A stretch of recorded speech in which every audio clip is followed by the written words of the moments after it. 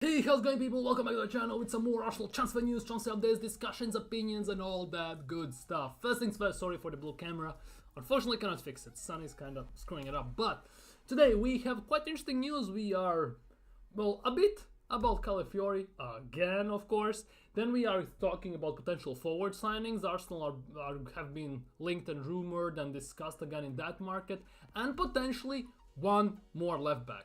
Can you imagine one more left back has been linked? How mad is that? So, some stuff to talk about. Like, comment, subscribe, hit that bell, and let's get into transfer. And to kick things off and to get it out of the way, to be honest, because I'm kinda annoyed to talk about Calafiori so much, but the deal is final stages, so we need to pay a bit more attention to it. For me, just get it done and let's move on, basically. But it is what it is.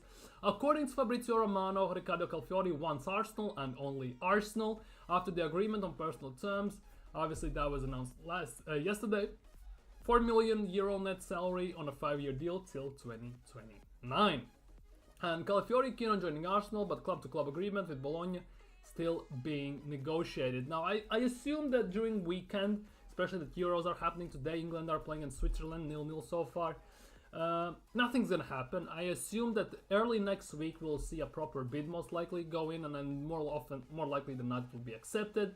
He'll be signed, done deal, here we go, and we will move on. Chelsea now have signed Ricardo Veiga, who can play as left back as well. They were interested in Calafiori, but no bid will come for them. So basically, as reports are saying, Calafiori rejected Spurs and rejected Chelsea, and he is becoming an Arsenal player by the looks of things very, very soon. Moving on to Pedro Neto, who we touched upon, no did he? Yesterday, that Arsenal are having reignited their interest in the player, and today the talks about Pedro Neto are a bit more intense than yesterday. It looks like that after finalizing the deal for Calafiori, looks like Arsenal have set their sights on an attacking player, winger slash forward, and one of the guys who is nearly on top of the list for Arsenal is Pedro Neto. It's saying that he could be available for 60 million pounds, but according to other reports, Arsenal are kind of convinced they could do the deal for 50 million pounds. It all remains to be seen. Obviously, Pedro Neto's injury record is not the greatest, and let's be real, nobody wants to sign an injury-prone player. However, you need to keep in mind, and this is something I kind of keep in account when you sign as an injury-prone player, in a way, same goes for Calafiori, especially now, that he will be a backup. Pedro Neto at the moment will be a backup. What's going to happen with Calafiori in the future only we can see, but most likely Pedro Neto will be a backup for Bukayo Saka. He might be a starter on that left wing potentially, but I think Martinelli still, despite the shocking season he had last year, he still has that place locked up. I think he could rotate with Trossard a bit more. And if you sign an injury-prone player, and if you don't depend on him to play every single game, it's not the worst thing. Let's get it straight, because he will play about 25 to 30 games. Some he starts, some will he come off the bench. Obviously, there's always injury risks, you never know, because many players for us last year played pretty much every single game from bell to bell and didn't get injured whatsoever. So there's also a possibility of him not getting injured. Obviously, you could argue we have a better medical staff, so maybe he can avoid some of those injuries, maybe get quicker recovery time, so you never know. 50 to 60 million for Pedro Neto, for me, definitely would be a great deal. I know it seems a bit over the top, but now that Portugal are out of the Euros yesterday and everything, I definitely believe that there is merit to talk about the fact that it will be okay. It genuinely will be okay. I think definitely that signing him, if we sign him, of course, definitely will get the job done, and he will definitely do great for Arsenal, because we need somewhat different profile from Bukayo Saka, Gabriel Martinelli and Trossard, and he definitely is a different type of player, which is great. He's more similar to Pepe, which didn't pan out well, to be honest, at Arsenal, but I think given that Pedro Neto pretty much is Premier League proven, he knows how to play in Premier League, what to avoid, what to go for, and under Mikel Arteta's coaching, I think, despite the fact that Mikel Arteta hasn't signed a new contract, he runs out in 2025, if he signs, definitely still believe that he will do good, genuinely. The thing is, Mikel Arteta hasn't re-signed the contract, but the fact that Calafiori is so close leads me to believe that Mikel Arteta's contract pretty much has been signed, it just hasn't been unveiled yet, mostly because no player wants to come to a club where manager's future is in doubt. Let's just say you have 1 year left of this contract and he can easily turn, look at it and say, well, you're gonna be here for 1 year. What guarantees me that you're gonna be here for the second and third year? And if you sign me, who knows that the next manager will favor me? So definitely I think that the fact that there's a big chance that he has already signed. It hasn't been just unveiled and it's being kept a secret just so we can get the signings in. All remains to be seen what's gonna happen with Pedro Neto, but 50-60 million, yes, you could sign other players, but Premier League proven, a one that can't speak actually, can get you proper results. I think Pedro Neto would be a good deal of business in my opinion. Let me know what you think down in comments below. 50-60 million for Pedro Neto, a lot, or is it decent? Because the Wolves already have signed a replacement for that side, so I think they're slowly preparing for player to go away. Moving on to Osimhen, who we haven't spoken much about recently, mostly because according to many reports it was between Victor Osimhen and Victor Gyökeres, and according to reports Gyökeres came out on top at some point. According to Leonino, we are pretty much had signed him, but there, let's be real, Fabrizio Romano shut that pretty much instantly down. But according to Dean Jones Soccer on his podcast, Rank Squad podcast, I still can't shake the feeling that Chelsea or Arsenal will go in for Victor Osimhen. Such a big moment to let pass you when you have a guarantee. Goals staring in your face. Osimhen is just that man. Obviously, you cannot judge players by tournaments, and I think judging him only solely based on AFCON, it would be a travesty because that definitely didn't show him in the best of lights. Moving on to back to Serie A, last season Napoli had a shocking season in argument to what they had season before, and that kind of showed because Kvaratskhelia didn't hit his heights, also Osimhen didn't hit his heights nearly enough. Before that he was a world beater. There are also reports that Osimhen potentially could be available for a bit cut price, that Napoli have lowered their expectations from 110 million, the release clauses, to about 90 million, so there's a chance for him potentially getting for that. And that already now comes down to Gyökeres versus Victor Osimhen. If it's pound per pound more or less the same price, it comes down to output, about experience and everything. And I still think Gyökeres comes out on top in that instance, mostly because, well, Gyökeres knows English football. He came from Championship from Coventry. He bagged goals there for fun. He came to Liga NOS or Portuguese League and bagged goals there for fun as well. So definitely I think Gyökeres could be a better deal. The thing is, both of these players are starting caliber players who won the starting spot. We all heard that apparently Havertz is going to be our #1 striker. And let's be real, if you want to play for the best, you're going to show me that you are the best. And you definitely have to convince Mikel Arteta, in my opinion. So in this instance, the fact that you get instantly told that you are going to sit behind Havertz for some time should be a bit of a red flag. But at the same time, it should be taken as a challenge. Because I definitely believe that Havertz, well, there's no believing, we saw against for Germany yesterday as well, Havertz isn't a great finisher.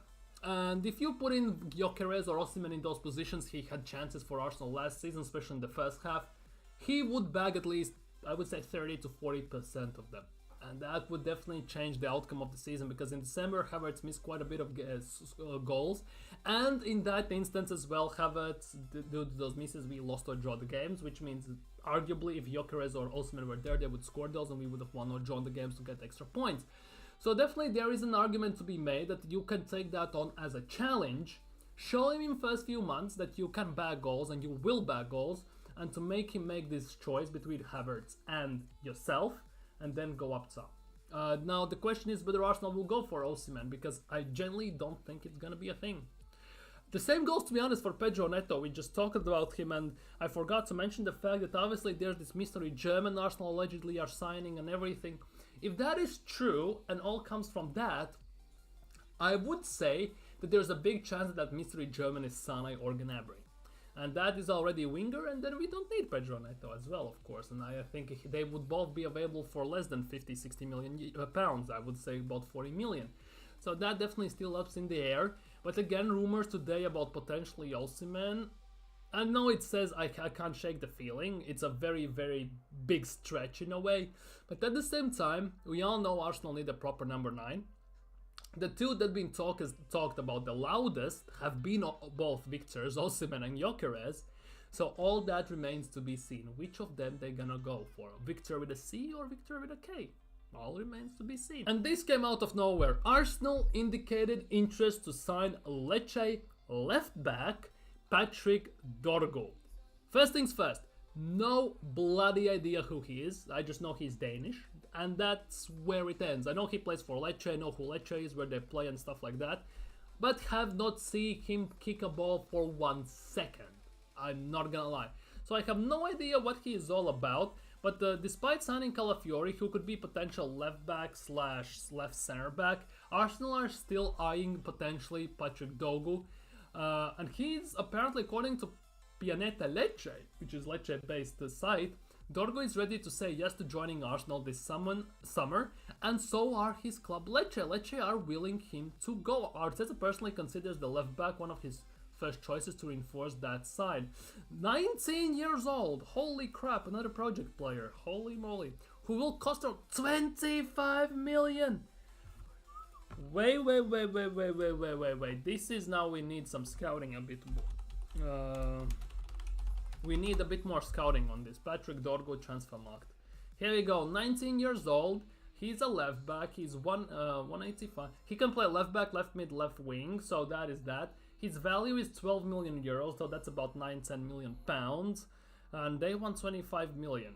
So for Serie A last season, 32 games, 2 goals, nothing much.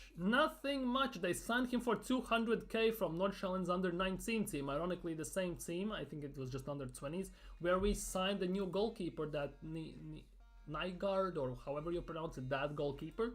So that is very interesting. But he's an under 20, under 21, all that international.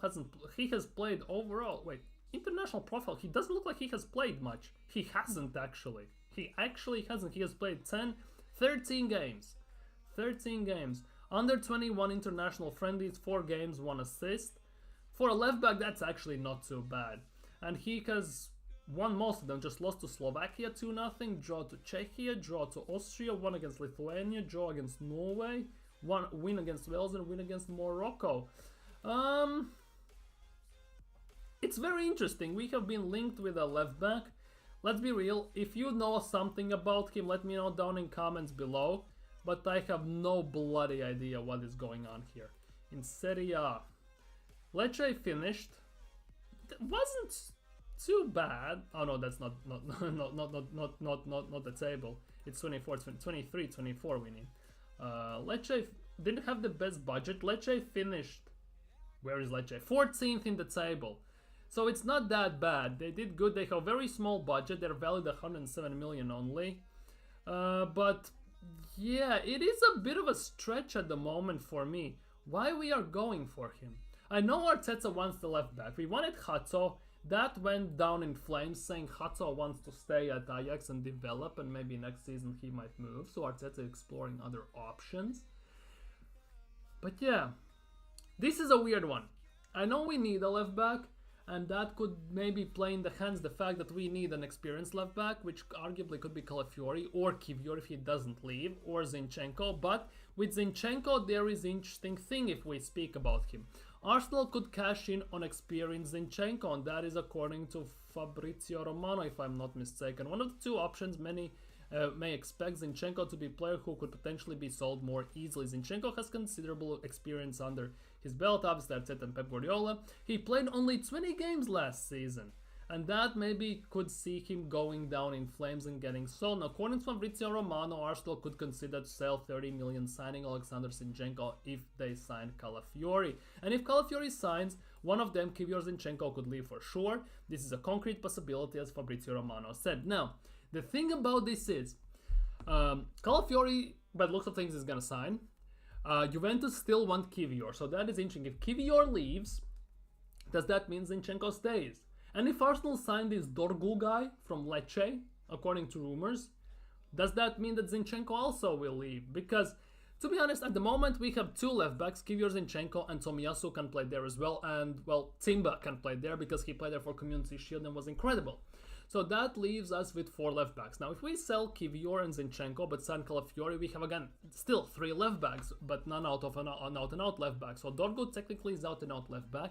He's a youngster, so he can develop for the future, so that would, in a way, would be great. It's another youth project player, which I'm not too excited about, because in my opinion, we should sign winners and experienced players right now to elevate the team mentally to the next level. But it is what it is. I'm not Mikel Arteta, so I cannot chat a lot of that. I can express my opinion, my frustrations with the fact that it's not happening, but hey ho, here we are.